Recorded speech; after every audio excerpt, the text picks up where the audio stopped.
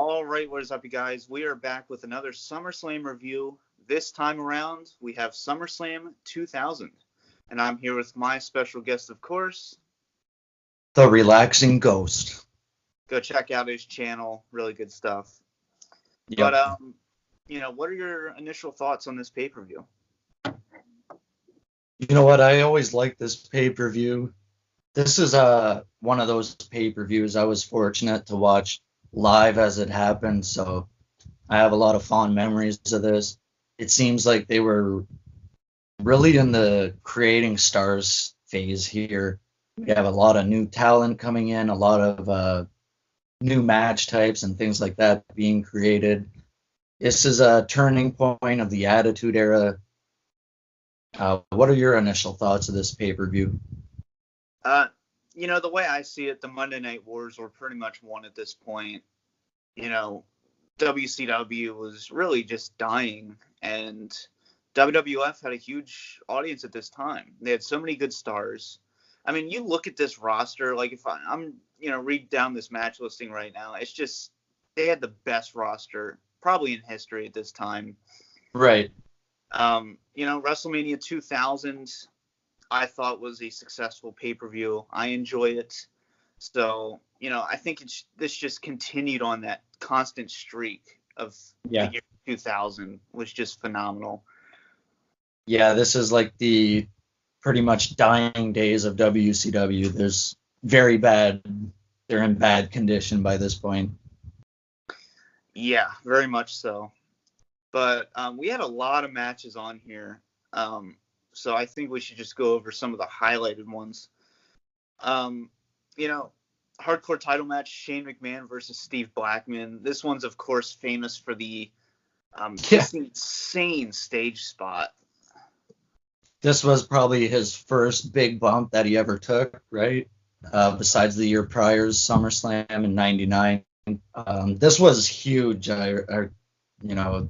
We've never seen nothing like that before, right? Just falling off a big stage like that. That was crazy. Yeah. The hardcore title was crazy, right? The hardcore title, but this really got, up to the climax. Yeah. Steve Blackman is just hitting him with the kendo stick, and he just lets go, and he just falls. What felt like forever. Yeah. It's just an insane spot. We have Undertaker versus Kane. I really felt like this was just one of their worst matches that they had together. This was bad. I was going to bring this up. Like, I didn't understand why they were having this match. What was the stipulation here?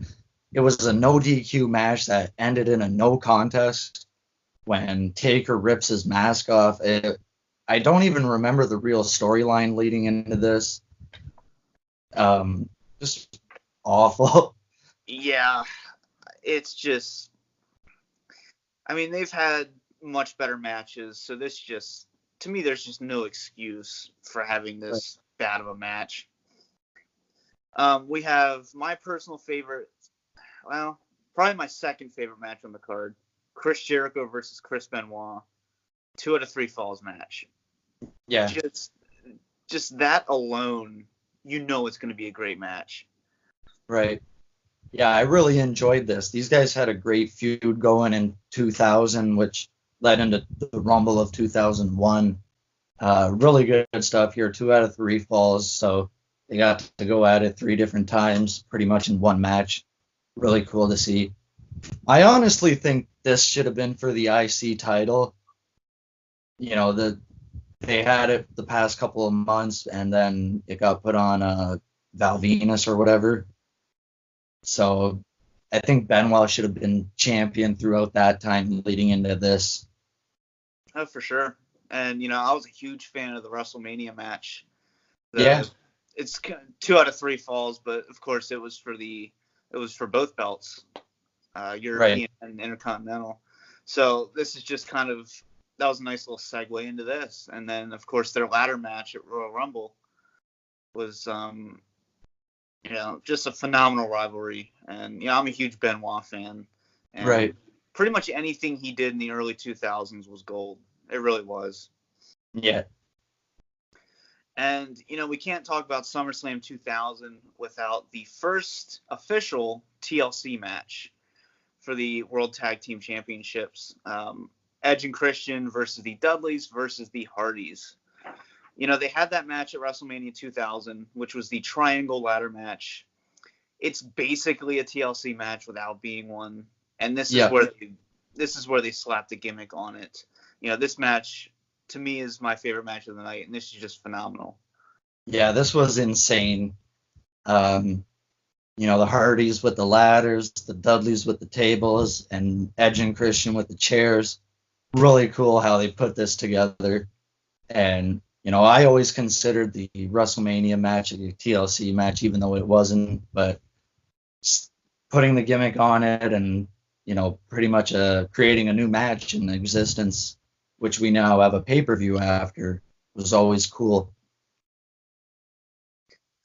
Yeah, and I mean it wouldn't stop here. This was a long feud, and one of my personal favorite feuds of this era. And such great chemistry, such just it was innovative. We got so many different matches out of this. Yeah, and a lot of talent, they would often say they'd sit in the locker room and just watch these matches, because it was so innovative and new.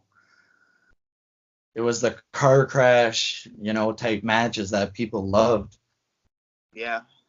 And they were just doing spots that we had never seen before, and it created a lot of the ladder match cliches that we have now. They helped create a lot of the stuff we have now. Yeah. We can always talk about the intergender tag team match for the Intercontinental title.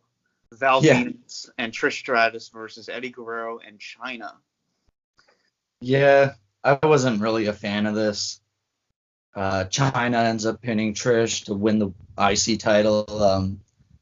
Never liked how they did title changes like that. She was already a former IC champ by this point in time, so I don't think they really needed to go back to it. Just kind of a throwaway match, in my opinion. Yeah, I mean, the way I looked at it, she worked great as Intercontinental Champion, but just leave it at that, Yeah. We have X-Pac versus Road Dogg. We also had Right to Censor versus Too Cool and Rikishi. This was a packed pay-per-view. And the crowd was red hot for this as well. Yeah. I mean, we had 10 matches here, which nowadays that'd be a 7-hour pay-per-view. Yeah. Yeah, this was less than 3 hours. Really done well. Yeah. This pay-per-view had great pacing, and also had your main event, the triple threat match for the WWF Championship. The Rock, who was your champion, and then we had Triple H and Kurt Angle. That's just an epic lineup right there of itself. What are your thoughts on this main event? I liked it. They tried to do something before the match started there with Angle, Triple H. Kurt Angle gets knocked out, and they kind of had to improvise there for a while till Kurt gets his wits back. This was always really cool because Austin was out with the injury, so he was going to be gone for a year. And they built this new guy, Kurt Angle. I didn't really like him at the time, but he really grew on me as time moved on. Yeah, for me, Kurt Angle, he obviously had the resume. He had the skill. I just feel like he needed some time to find who he was in the sports entertainment business. Yeah. Because, I didn't like him as the, cheap heat guy, but I liked him as the, wrestling machine kind of very technical wrestler. I've always preferred a more serious Kurt Angle than the comedic. Don't get me wrong, it's great when the Edge and Christian stuff, but I always preferred a more just serious Kurt Angle, and I'm not even saying heel, just the wrestling machine that he was, kind of mid 2000s, and even who he was in TNA. Yeah. This turned out to be a pretty decent match. It probably would have been a bit better if Angle wasn't knocked out, but I thought they did well with what they had. Yeah, for sure. What are some of your final thoughts on this pay-per-view? Um, Overall, this is one of my favorites to go back and watch. The TLC match is always a classic. The hardcore match, and the main event, of course. The crowd, like I said, was red hot. Very enjoyable show. The pacing was well done as well.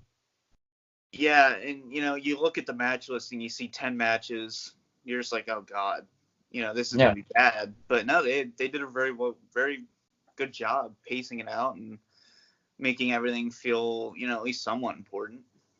right. So as always, what's gonna be your letter grade for this pay-per-view? I'll probably go with a B on this. Solid B. Very enjoyable show. Must watch. Yeah, I was gonna go with a B as well. Yeah. Oh yeah, we're both on the same page here. This is a classic SummerSlam. Yep. It's one that you should definitely go check out if you have it on DVD. And it's the first one to have the big S logo. Oh, I loved it. Yeah. Yeah, that would That go was on so until cool. 2009. So. Yeah. Love that logo. Oh, I do too. Whenever I think of SummerSlam, that's instantly the logo I think of. Yeah. Instantly. Yeah. No one thinks of that star logo. Yeah, fuck the star logo. Yeah. But I hope you guys enjoyed this review. If you want to see us do more like these, let us know. So I hope you guys enjoyed. This has been the DVD Freak. And Relaxing Ghost. We'll talk to you later. Peace.